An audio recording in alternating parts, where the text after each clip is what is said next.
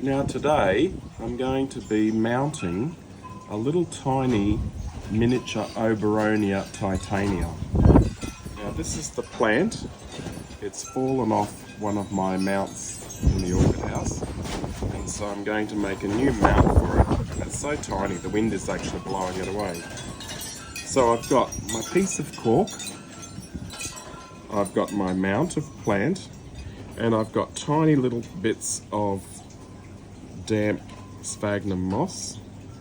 Now I'm only going to put a very light layer of sphagnum moss behind because I don't want the mount to be kept too wet, otherwise it will rot. And I think that was the problem with the original plant, that this piece has fallen off. So now I've got some really fine fishing wire. I'm going to be mounting the sphagnum moss layer first.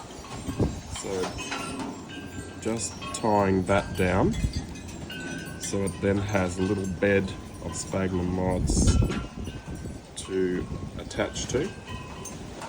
And the plant, you'll see there's little tiny roots. So what I would like to do, and I hope the wind is not too loud for the recording, I'm just going to place the plant above where the sphagnum moss is, so as the actual leaves of the plant aren't sitting against that wet material. I'm going to, first of all, very loosely put some fishing line around the major part of the plant just to hold it into place. Now that it's held in place, I can then wind the fishing line very carefully between those new fans. You can see there's two new fans coming up on that plant, and not tight, so don't put the fishing line very tight. You don't want to cut those little mounts, fans away from the actual plant. And so very carefully I'm putting 3 lines of fishing lines through the middle there. Then see if I can catch 1 or 2 of those little roots and push that down onto the moist sphagnum moss. Another one over the main fan just for good measure.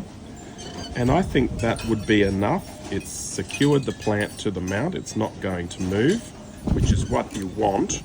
So there's no disturbance to any new roots that extend out from the growing tips of the plant. And then just wind the fishing line off. Go around that wire a few times. Then I'll cut the fishing line and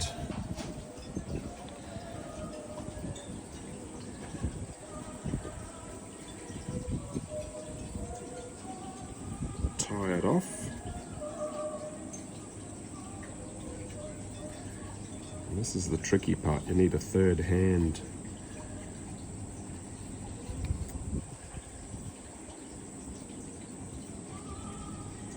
And a couple of hitch knots, you can tighten them in opposite directions.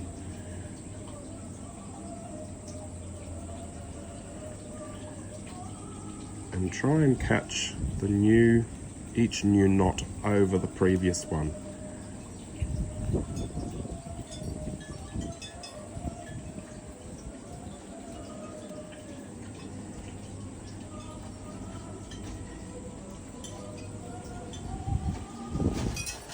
So 3 or 4 of those tied tightly should be sufficient to hold it, and cut the excess off.